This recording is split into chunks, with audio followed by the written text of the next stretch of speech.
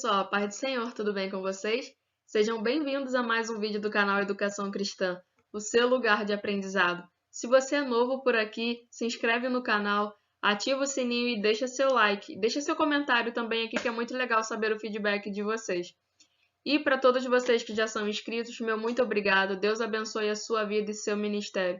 Quero aqui reiterar meu pedido de perdão a vocês pela demora na postagem das duas últimas aulas do nosso curso de capacitação para professores da EBD. Como mencionei na introdução da aula 17, nós tivemos uma série de imprevistos que infelizmente acarretou nesse atraso. Mais uma vez, peço humildemente perdão a vocês. Deus sabe de todas as coisas e aí continuo pedindo aí o reforço das orações de vocês por nossas vidas, amém? Vamos embora para a aula de hoje. Hoje é a aula de número 18, é a nossa última aula do curso de capacitação para professores da EBD. Eu estou imensamente feliz com a repercussão desse curso, como eu recebi vários feedbacks bons, como eu ouvi vários testemunhos abençoados. E hoje nós teremos o fechamento desse curso com o tema falando de plano de aula. Hoje nós vamos ver como pensar numa aula para EBD. E isso se aplica a qualquer tema, a qualquer classe, para qualquer faixa etária, para qualquer público, porque o plano de aula ele é um geralzão e você vai individualizar de acordo com a sua classe. Vamos embora para a aula de hoje? Aqui nós temos o nosso querido professor Dominguinho, que nos acompanhou ao longo de todo esse curso, e ele vai estar passando aqui para a gente o conteúdo da aula de hoje. Nós veremos o que é um plano de aula, nós veremos a necessidade de planejamento, nós veremos aqui o que tem que ter num plano de aula, nós veremos aqui um exemplo prático, onde nós teremos aqui também a disponibilização dos recursos grátis e os agradecimentos finais, ok? Então, vamos embora. Vamos lá. Inicialmente, a gente precisa entender o que é um plano de aula em si. Quando a gente vê esse título aqui, ó, plano de aula, o que vem à sua cabeça? O que você pensa como sendo um plano de aula? Quando a gente fala de plano, é algo que eu planejo, é algo que eu penso, algo que eu elaboro. Então, um plano de aula, simplesmente falando, simplificando, nada mais é do que um planejamento da minha aula. Sim, não basta só estudar a lição, não basta só saber do assunto. Você precisa planejar a sua aula e hoje você vai aprender como fazer isso. O que é um plano de aula? O plano de aula é um documento elaborado pelo próprio professor para definir o tema da aula, seu objetivo, o que exatamente será ensinado, a metodologia a ser utilizada e a avaliação a ser utilizada para analisar a assimilação do que foi ensinado, dentre outras coisas. Como eu disse anteriormente, o plano de aula nada mais é do que o meu planejamento da minha aula. Então, vamos lá. Por que a gente precisa fazer um plano de aula? Eu dou aula há tanto tempo na EBD, eu não uso isso. Para que fazer isso? Porque quando você tem uma organização própria, quando você sabe o que vai acontecer na sua aula, aquilo que está ao seu alcance, é claro, você consegue ter um melhor resultado, um melhor aproveitamento da sua aula. Por quê? A aula precisa ter cronologia, ou seja, a aula precisa ter começo, meio e fim. Eu já vi muitos professores que começam uma aula, mas não a concluem. E a desculpa é sempre a mesma. O tempo não foi suficiente. Só que eu te digo que nem sempre é o tempo curto. Às vezes é a má administração do tempo. Existem casos e casos, obviamente. Só que geralmente ocorre a má administração do tempo. Vou dar um exemplo. Às vezes o professor perde muito tempo na introdução e acaba não desenvolvendo e, consequentemente, não concluindo a sua aula. Então, o plano de aula é para eu poder ter a garantia de que eu vou ter começo, meio e fim. Então, vamos embora. O que tem que ter num plano de aula? Eu vou passar para vocês aqui o passo a passo de como montar um plano de aula e o que precisa ter em cada um desses tópicos. Vamos lá. Primeira coisa que você, como professor, precisa pensar na hora que você sentar para poder escrever o seu plano de aula. Quem é o meu público-alvo? Ou seja, quem são os meus alunos? Quem é a minha classe? Eu vou dar aula para a classe dos jovens, eu vou dar aula para a classe dos adolescentes, eu vou dar aula para a classe de senhoras. Ah, vou dar aula para a classe de mulheres, vou dar aula para a classe de homens. Enfim, você precisa ter essa noção de quem são os seus alunos, porque a gente vem batendo nessa tecla ao longo de todo o nosso curso. Cada classe é única e o professor precisa ser o quê? Um professor camaleão, isso mesmo, ele precisa se adaptar à sua classe. Então vamos lá. Qualquer estratégia adotada para a abordagem de um tema será muito mais eficaz se ela for direcionada à realidade desse público. Ou seja, o que funciona para uma determinada turma pode não funcionar para outra.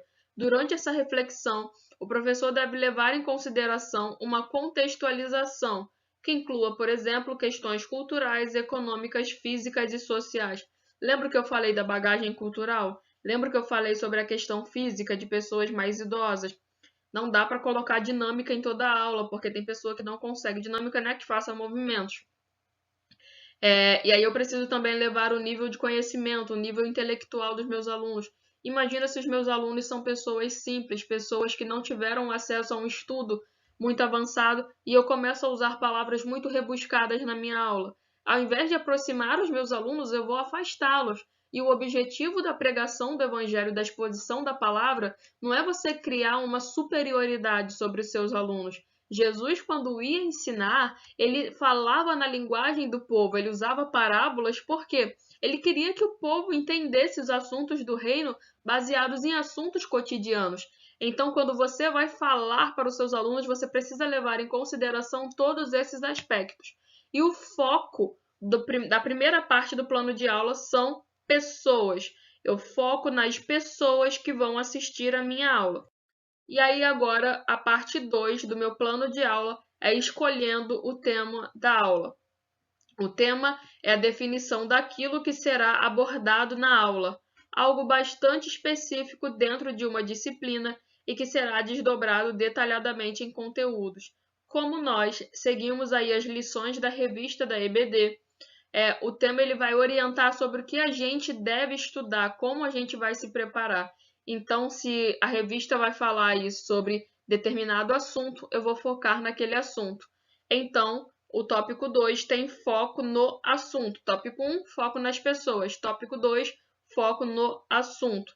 Depois que eu sei quem vai assistir, eu descubro o que eu vou falar, sobre o que eu vou falar na minha aula. E aí agora aqui eu vou definir o objetivo da minha aula. Objetivo é diferente de tema. Tema está relacionado a assunto. O objetivo é o que eu quero que os meus alunos aprendam naquele dia. Ah, eu vou falar sobre oração, mas o que eu quero que os meus alunos aprendam? De fato. Então, o objetivo vai nortear o seu foco da sua aula. É aquilo que o professor deseja que os seus alunos aprendam com a sua aula. É importante referir que não existe um limite de objetivos por plano de aula. Ou seja, eu não tenho que ter um objetivo para minha aula. Eu posso ter vários, assim como eu posso ter 2, 3.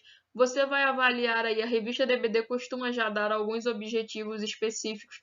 Você pode se nortear por ali de início, depois você pode criar os seus próprios, mas defina o objetivo da sua aula. Por quê?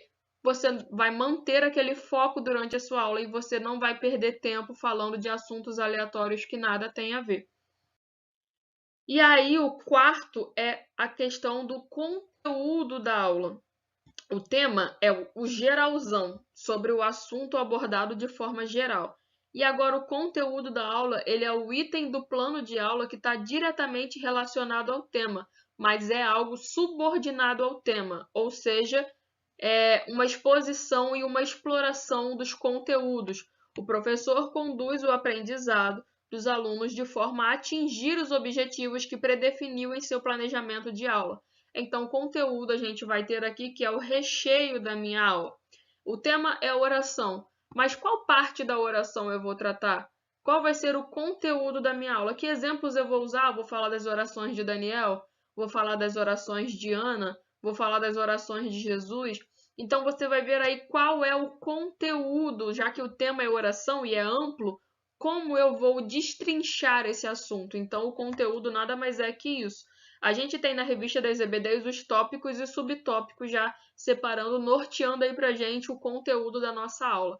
mas é importante você ver se tem algo que você possa acrescentar. A gente se guia pela revista, sim, só que você também pode estar levando algo a mais, algo além da revista para as suas aulas, não tem problema.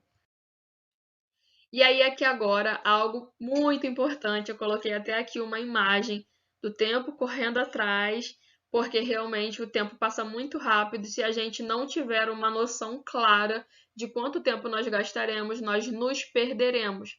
Então, a duração da aula ela é determinada com o conteúdo programático que nós devemos seguir. Lembrando, a aula precisa ter começo, meio e fim. Então, você precisa se organizar para completar a lição. É muito desmotivador o aluno ir para uma aula e sair de lá sem a conclusão dela. Nós só temos um domingo e uma aula por domingo. Então, a gente precisa ir fazer o máximo possível para a gente conseguir começar, desenvolver e concluir a lição naquela aula, ok? Eu já recebi vários feedbacks de vários alunos falando: poxa, a aula do professor fulano é boa, mas ele nunca termina a lição.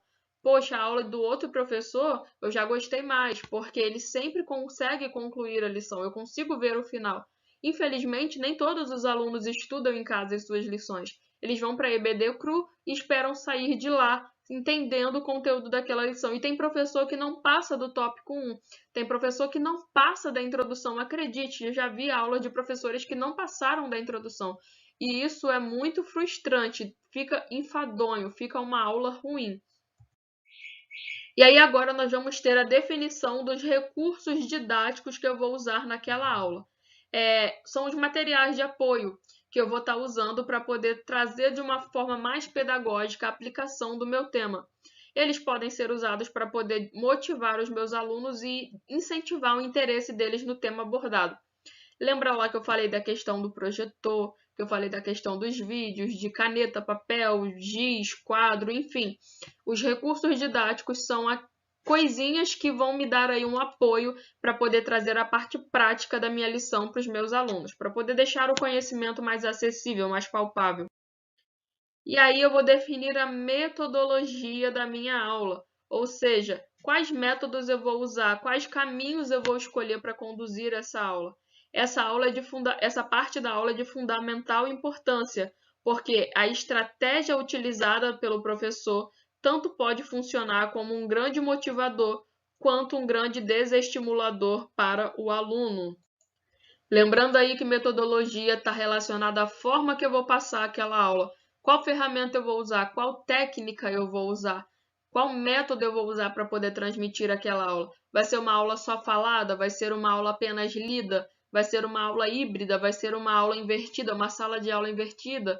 Eu vou usar jogos? O que eu vou usar? Então, a metodologia está relacionada a como eu vou aplicar aquela aula. Por isso é importante você conhecer a sua turma para saber a metodologia correta. E aí nós temos aqui na parte 8 do nosso plano de aula a avaliação da minha aula. Então quer dizer que toda aula eu tenho que aplicar uma prova, toda aula eu tenho que colocar um exercício para os meus alunos responderem. A avaliação ela se faz de maneira a você medir como a sua turma está absorvendo o conteúdo. O objetivo da avaliação não é reprovar nenhum aluno. Não é você dizer que fulano sabe mais e ciclano sabe menos. Na verdade, a avaliação diz muito mais para você do que para os seus alunos de forma geral. Porque você vai avaliar se os seus objetivos foram alcançados. Então, a avaliação você vai ver aí quais são as reações dos seus alunos mediante a sua aula. E quais ferramentas eu posso usar para avaliação? Eu posso usar um quiz, eu posso usar aí um questionário, eu posso levar aí um exercício mesmo impresso para eles poderem estar fazendo, eu posso estar fazendo aí perguntas, enfim, existem vários tipos de avaliação e eu vou estar disponibilizando para vocês aqui depois, fixado no primeiro comentário e também no box de informações, uma apostila destrinchando melhor esse assunto para vocês poderem aí estar aplicando nas aulas de vocês. E aí, no final, a gente precisa lembrar de algo muito importante, porque nós somos cristãos, nós não somos plagiadores, que é a necessidade da gente citar as nossas referências. Se você usou algum recurso que não foi você que produziu, dê os créditos, amados. Porque o professor ele deve indicar as referências utilizadas como fonte para a elaboração do seu plano de aula. O termo referências não abrange somente livros e outros materiais impressos. Vale referenciar materiais conseguidos na internet, como vídeos, conteúdo, dinâmica. Então, se você pegou aí uma dinâmica de determinado irmão que tem um canal no YouTube, se os alunos se interessarem, você pode falar, olha, dá uma olhada no canal da irmã tal, dá uma olhada no canal do professor tal, ele tem bastante dinâmica, vocês podem estar vendo em casa também.